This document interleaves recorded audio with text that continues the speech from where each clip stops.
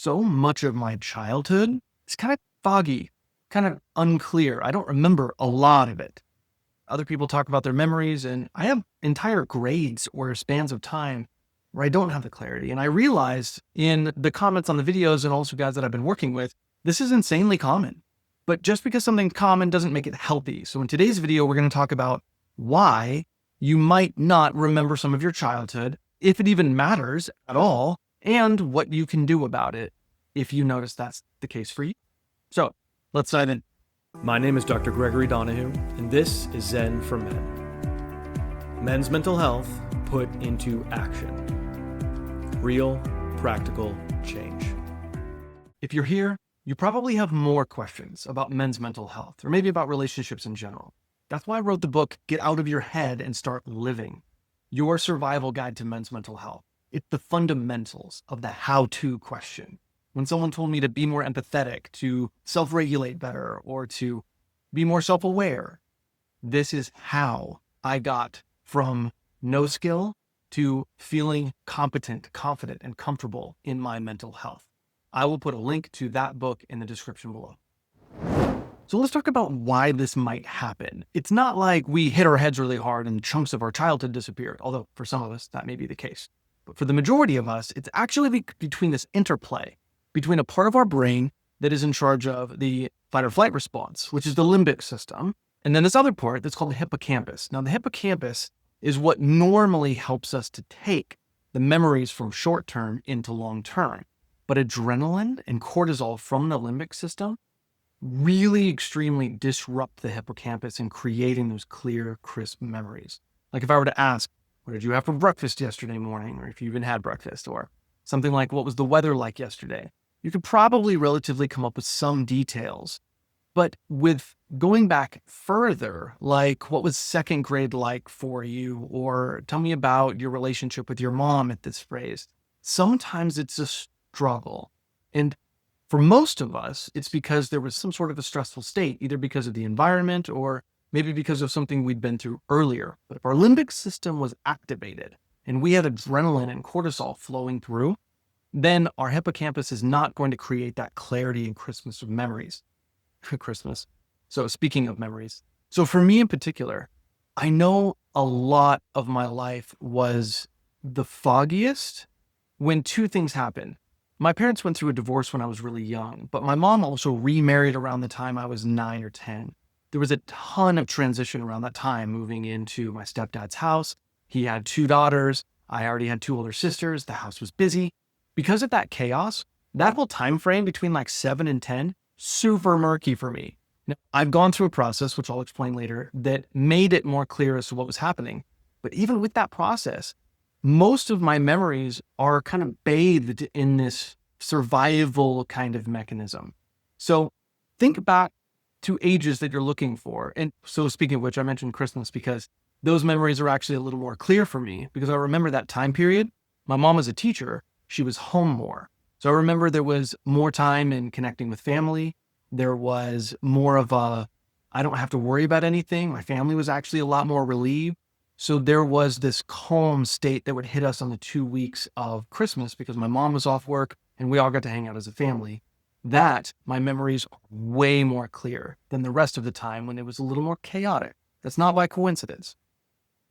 But beyond the science, the question comes up, why does this even matter? This is in our past. How does it affect us? And especially if we don't remember it, how does it affect us? Well, because the truth is, you do remember it. You just don't remember it in your hippocampus.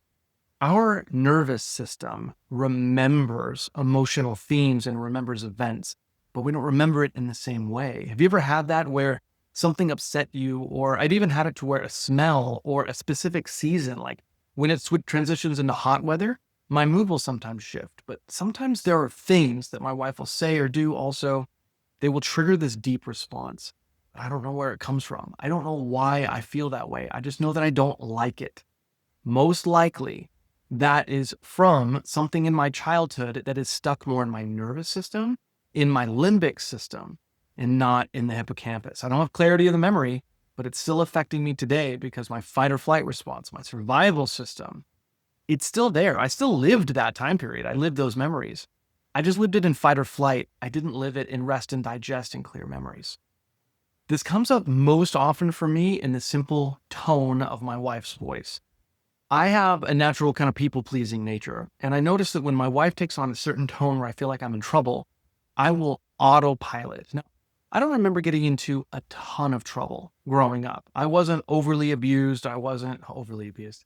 I was not abused, maybe neglected, but I do remember that when my mom was disappointed, she would a little bit withdraw emotionally. She would read more at home. When she was frustrated by me, there was a little bit of survival that kicked in for her, and she would back away emotionally. And I remember feeling devastated by that. So in me, as soon as there was a tone of disappointment in my wife, there was this rush of like panic and devastation where I couldn't allow for that. It was unacceptable because my brain had limbically connected it with, if she's disappointed in you, you're going to be abandoned. You're going to be alone.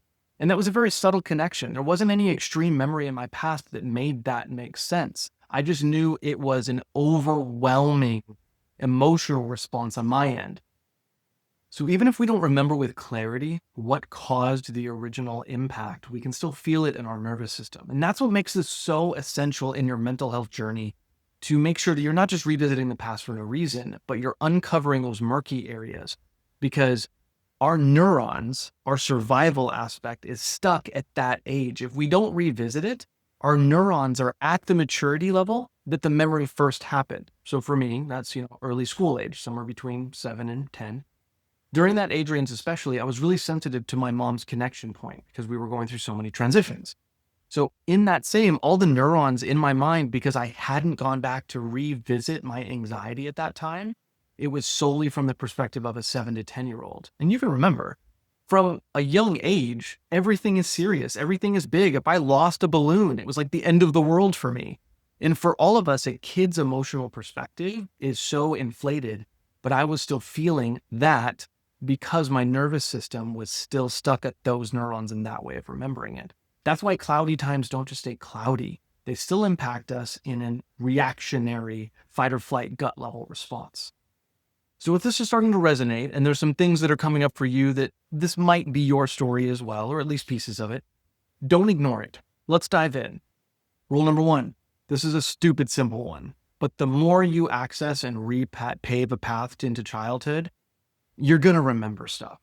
One of the most common things I get in guys coming in, and I definitely said the same thing when I approached therapy, is like this warning, this caveat, like, hey, I don't actually remember a ton of childhood. I'll do what I can. Then when I started talking about it and being asked questions, it was amazing how much my brain starts to remember. But because I hadn't gone back there, it was like clearing the cobwebs. It was like blazing the trail yet again. So the first things first is, if you have foggy moments and you've already got the vibe that you want to figure out what's going on, then start going through it, write it, go age by age. One of my favorite ways to do this is by creating a basic timeline structure. And I will say, okay, go 2 years at a time through your life. So 0 to 2, 3 and 4 years old, 5 and 6 years old, 7 and 8 years old. Create these little blocks.